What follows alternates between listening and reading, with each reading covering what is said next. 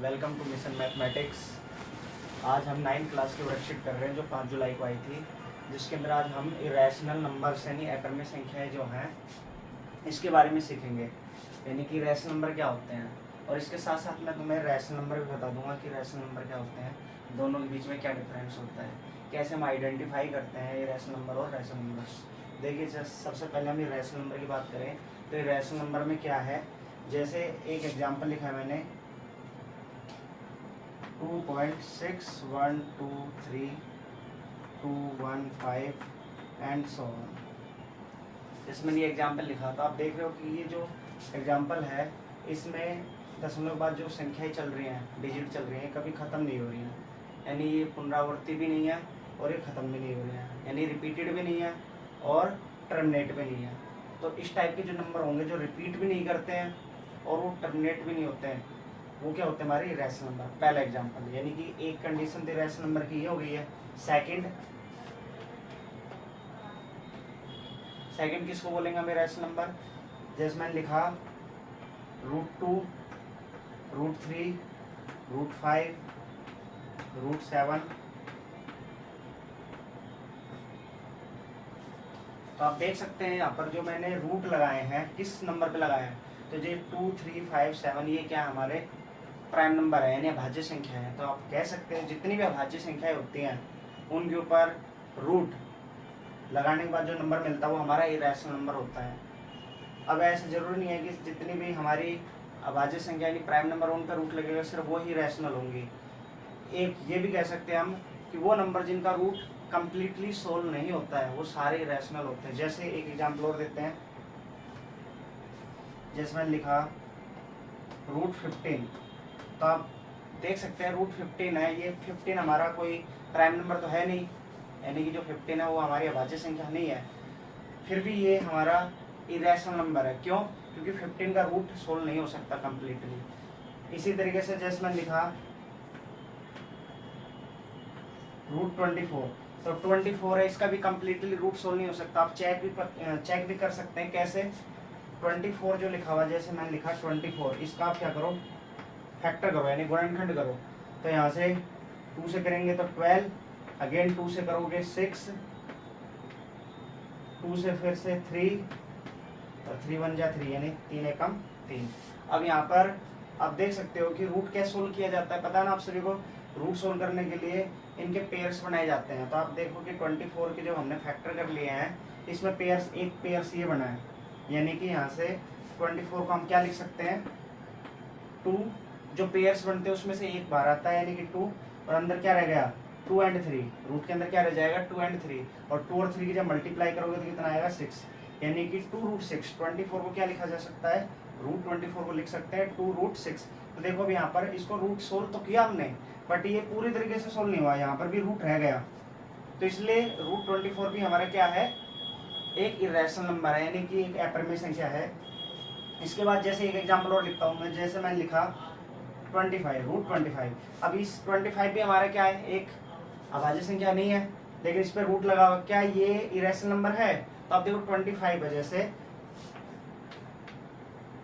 इसके फैक्टर करते हैं, 5 से कैंसिल हो गए, 5 5 जा 25 यानी 5 5 बन जाए 25, फिर 5 एकम 5। अब देखो यहाँ पर इसके एक पेयर कंप्लीट बन गया है, कोई भी नंबर ऐसा है नहीं जिसका पेयर नहीं है, ये पेयर कंप्लीट है, यानी कि 25 को क्या लिख सकते हो 5। तो देखो इसका रूट कंप्लीटली सोल्व हो गया, और कितना है 5, और ये 5 क्या हमारा एक रैशनल नंबर है। तो इसलिए जो वैल्यूज कंप्लीटली रूट सोल्व नहीं होता वो इरेशनल होती है। नेक्स्ट कुछ स्टैंडर्ड एग्जांपल भी है जो आपको पता होना चाहिए, जैसे पाई हमारा, पाई जो है ये हमारा क्या होता है, इरेशनल नंबर है, इसको आप याद रखोगे। पाई क्या है, इरेशनल नंबर। क्या होता है, पाई की वैल्यू हमारी 20/7 रख देते हैं, लेकिन वो 20/7 के अप्रोक्स होती है, उसके इक्वल नहीं होती, अप्रोक्सीमेटली हम मान लेते हैं। तो पाई क्या हमारा इरेशनल नंबर है।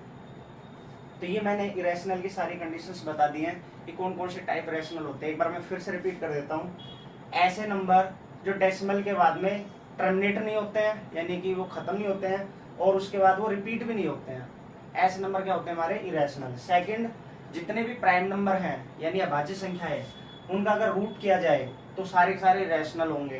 तीसरा, ऐसे नंबर जिनका रूट कंप्लीटली सोल्व नहीं होता है वो भी हमारे सारे सारे नंबर क्या होंगे, इरेशनल होंगे। और पाई भी हमारा क्या होता है, इरेशनल। तो ये सारी कंडीशन इरेशनल की थी। अब इसके बाद में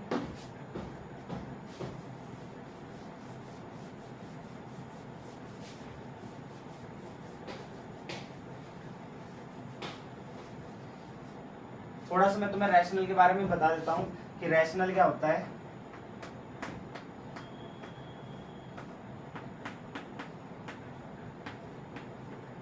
रैशनल यानी प्रमेय संख्याएं।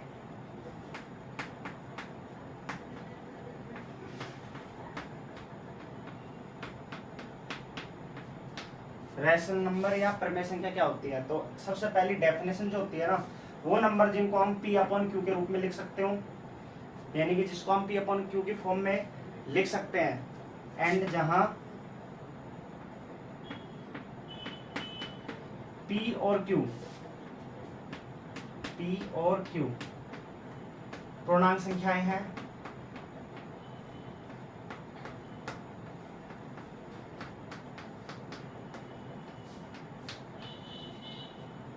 और क्यू हमारा 0 के इक्वल नहीं हो सकता है। यानी कि वो नंबर जिनको हम पी अपॉन क्यू की फॉर्म में लिख सकते हैं जहां पर पी और क्यू क्या है, इंटीजर है, और क्यू जो हमारा होगा वो हम Q does not equal to 0। ये कंडीशन अगर है तो हमारा रैशनल नंबर होगा। जैसे कोई एग्जांपल मैंने लिखा 2/3, ये क्या हो गया हमारा पी अपॉन क्यू की फॉर्म।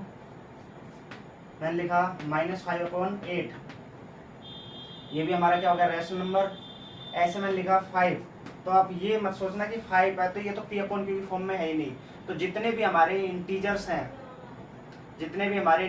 हैं उनके अपॉन में हम 1 लगा सकते हैं, 1 का कोई फर्क नहीं पड़ेगा, और 1 लगाने से पी अपॉन क्यू की फॉर्म हो जाएगी। इसका मतलब जितने भी इंटीजर्स हैं सारे के सारे रैशनल नंबर होते हैं। ऐसे मैंने लिखा 0, तो 0 के नीचे भी हम 1 लगा दो, 0 के नीचे तो कोई भी नंबर आ सकता है बस 0 को छोड़कर। तो यहाँ पर ये भी क्या हमारा रैशनल, यानी 0 भी रैशनल होता है। इसके बाद में जैसे मैं लिखा -8, क्या ये रैशनल है, बिल्कुल।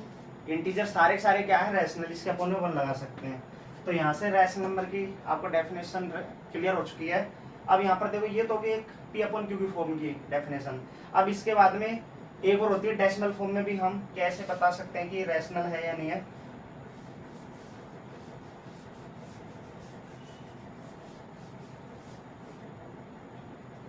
जैसे मैंने एक नंबर लिखा 0.318, क्या ये रैशनल है, तो आपको ध्यान रखना जितने भी दशमलव यानी डेसिमल नंबर्स होते हैं, अगर डेसिमल के बाद में टर्मिनेट हो जाता है, यानी कि इसके बाद में वो आगे नहीं चल रही है, यानी कि यहाँ पर ये कम्प्लीटली डिवाइड हो चुका होगा, यानी कि जब हमने इसको डिवाइड की फॉर्म में लिखकर सोल्व किया होगा तो रिमाइंडर 0 आया होगा, यानी यहाँ पर 8 पे जाके खत्म हुआ है।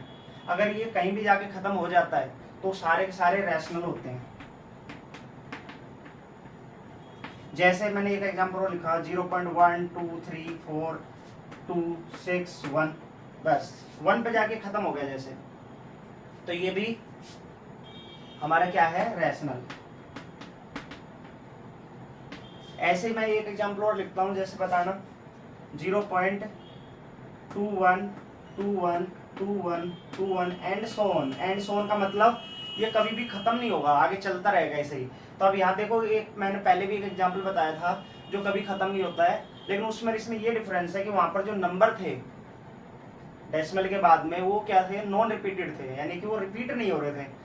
लेकिन यहाँ क्या है, यहाँ पर नॉन टर्मिनेटिंग तो ये भी है, यानी कि ये भी खत्म नहीं हो रहा, कहीं भी चलता रहेगा ऐसे ही। बट यहाँ पर अंतर ये है कि यहाँ 21 ये रिपीटेड है, और जब नॉन टर्मिनेटिंग या रिपीटेड आ जाता है तो वो हमारा रैशनल होता है।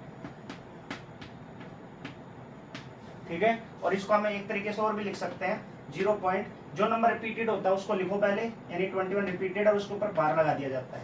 इसका मतलब भी यही है, दोनों सेम होते हैं चीजें। तो आपको रैशनल भी कंप्लीटली समझ में आ चुका होगा। तो मैं कुछ एग्जांपल्स लिख देता हूं जो आपको खुद करने हैं आइडेंटिफाई, और कमेंट बॉक्स में लिख कर बताना है कि कौन कौन से रैशनल होंगे, कौन से रैशनल होंगे।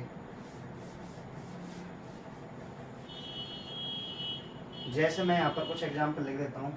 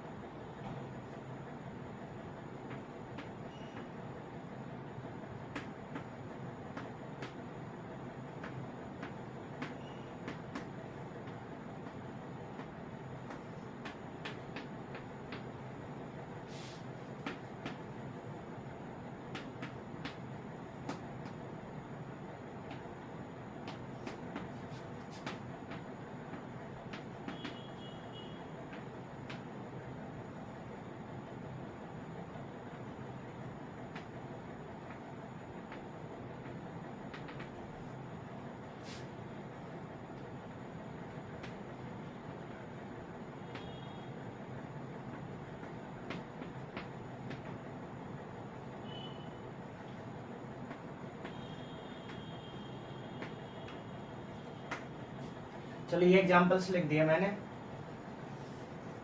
आपको क्या करना है, इन एग्जाम्पल्स में से आइडेंटिफाई करके बताना है कौन से रैशनल नंबर है कौन से इरेशनल, और आप कमेंट बॉक्स में इनका आंसर जरूर देंगे। अगर वीडियो आपको अच्छी लगी तो थैंक यू, और हमारे चैनल को लाइक एंड सब्सक्राइब कर लेना।